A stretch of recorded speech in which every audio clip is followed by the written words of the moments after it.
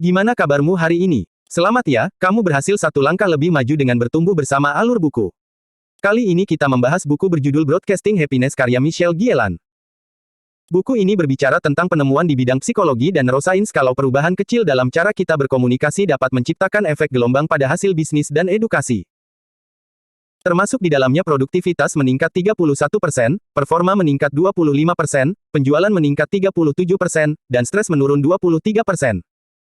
Kamu akan melihat bagaimana mengubah broadcastmu bisa mengubah kekuatanmu menciptakan kesuksesan. Dengan adanya radio dan televisi, cara kita berkomunikasi memasuki era yang baru, yaitu the era of broadcasting. Nggak hanya program radio atau serial film di TV saja yang secara reguler menyiarkan informasi. Orang-orang juga menyiarkan pesan yang ingin mereka sampaikan setiap harinya. Kita akan belajar bagaimana caranya mengaktifkan tower broadcast positif yang kita miliki. Kita akan melihat lebih dekat, bagaimana kita bisa menggunakan ide ini, untuk memperkenalkan perubahan-perubahan positif kepada masyarakat dan juga mindset yang lebih bahagia terhadap diri sendiri. Kita akan belajar bagaimana menggunakan strategi komunikasi yang baik untuk mendorong kesejahteraan dan kesuksesan orang lain dan juga pada diri kita sendiri, dengan menjadi stasiun broadcasting pribadi kita sendiri dan menyiarkan kebahagiaan. Wawasan 1 buku Broadcasting Happiness. Pertama, ingatan kita akan pengalaman dan situasi di masa lalu, akan menentukan bagaimana kita menghadapi tantangan di masa depan. Ketika kamu melihat kata pekerjaan, kira-kira apa yang terlintas di benakmu? Setiap kata akan memicu ingatan yang berbeda-beda pada setiap orang. Kata sukses mungkin akan mengingatkan seseorang tentang bagaimana dia dulu pernah memenangkan sebuah penghargaan.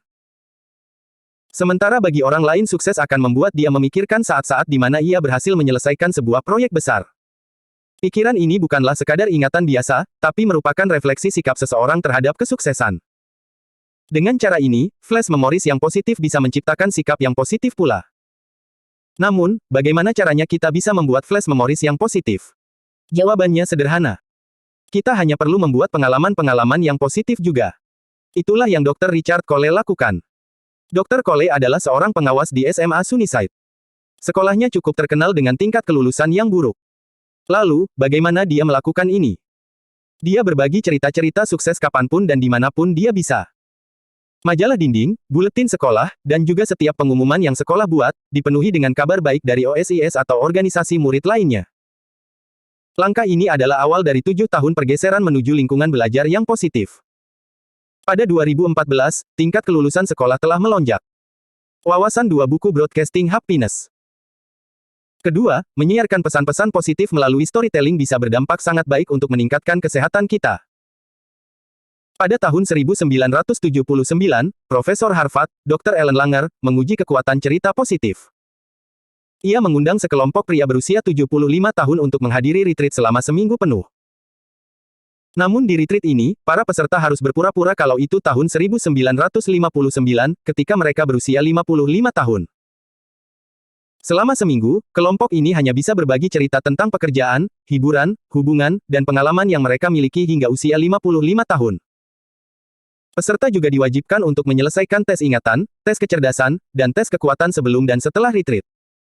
Hasilnya yang ditunjukkan setelah retreat cukup mengejutkan. Semua skor peserta meningkat secara signifikan setelah seminggu berbagi cerita.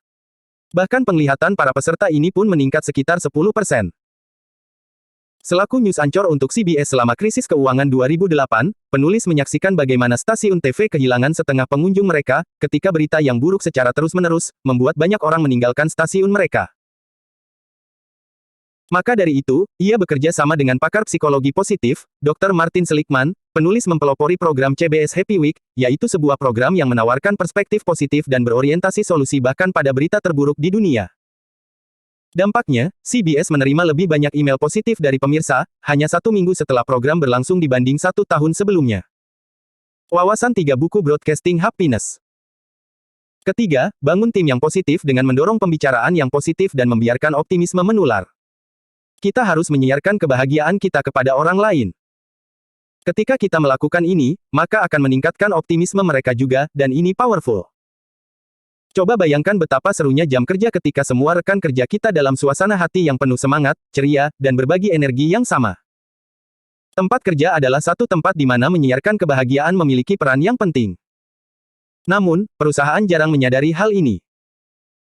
Penulis bekerja sama dengan Training Magazine untuk melakukan studi lintas industri yang mengungkapkan kalau 31% karyawan merasa mereka bersikap positif, tapi nggak membagikan pemikiran positif yang mereka miliki dengan rekan kerja. Coba pikirkan hal ini, kalau karyawan mulai berbagi optimisme mereka, lingkungan kerja mereka akan berubah menjadi lebih baik. Tentu saja, ada karyawan yang menyiarkan emosi yang cenderung negatif. Untuk menjaga agar orang-orang seperti ini nggak membuat tim, organisasi, ataupun grup kamu down, maka kamu harus menyingkirkan pesimisme dan mendorong para optimis yang pemalu, serta mengubah mereka menjadi para positivity broadcasters. Ini bisa dilakukan dengan melakukan survei atau sekadar bercakap santai. Kita bisa menemukan positivity broadcaster itu dan mendorong mereka membiarkan suara positif mereka didengar. Lihatlah kalau semangat semua orang akan meningkat. Wawasan 4 buku Broadcasting Happiness. Keempat, menyiarkan pikiran yang memotivasi adalah salah satu cara untuk membuat tim kita bekerja sama secara efektif. Kolaborasi bisa jadi sangat menantang. Setiap orang dalam tim melakukan pendekatan terhadap pekerjaan secara berbeda. Konflik pun nggak terhindar ketika suasana semakin memuncak selama tugas-tugas kolektif. Beberapa anggota tim mungkin sangat termotivasi, sementara yang lain memiliki prioritas yang berbeda. Beberapa bisa teratur, sementara yang lain agak ceroboh. Dengan memposisikan atau priming tim kita untuk bekerja sama, kita bisa memanfaatkan kekuatan dan kelemahan tim sebaik mungkin. Disinilah kekuatan kata-kata positif berperan. Para peneliti di Stanford University membuktikan hal ini melalui tes bahasa. Setengah dari peserta ditunjukkan kata-kata dengan konotasi negatif, seperti kasar atau nggak sabar. Setengah lainnya ditunjukkan kata-kata dengan asosiasi yang lebih positif, seperti penuh hormat dan tenang. Kelompok pertama ternyata terpengaruh dengan kata-kata yang diberikan kepada mereka.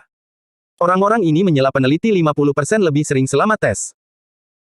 Sementara kelompok kedua berperilaku baik dan jarang menginterupsi, sama seperti kata-kata yang ditunjukkan kepada mereka. Studi lain juga membuktikan kekuatan priming yang bisa didapatkan dari kata-kata positif. Wawasan 5 buku Broadcasting Happiness. Kelima, berita buruk yang dibagikan dengan cara yang benar selalu bisa memperbaiki situasi. Hal-hal buruk bisa terjadi kepada siapapun, kapanpun, dan dimanapun. Hal terbaik yang bisa kita lakukan ketika itu terjadi adalah membicarakannya. Ingat, ini bukan berarti kamu sedang menyebarkan hal yang negatif. Ada beberapa cara untuk berbagi masalah yang bisa membuat keadaan lebih baik, ini disebut 4C, Social Capital, Konteks, Compassion, dan Komitmen. Social Capital menerangkan bagaimana kita bisa terhubung dengan orang yang berbicara pada kita secara fisik. Bahasa tubuh dan kontak mata bisa membantu kedua belah pihak merasa mereka sedang didengarkan dan dimengerti. Konteks membicarakan situasi secara jelas dan jujur, bukan menyembunyikannya melalui penyampaian yang abstrak dan nggak jelas. Ini akan mendorong kita untuk menceritakan kisah secara menyeluruh.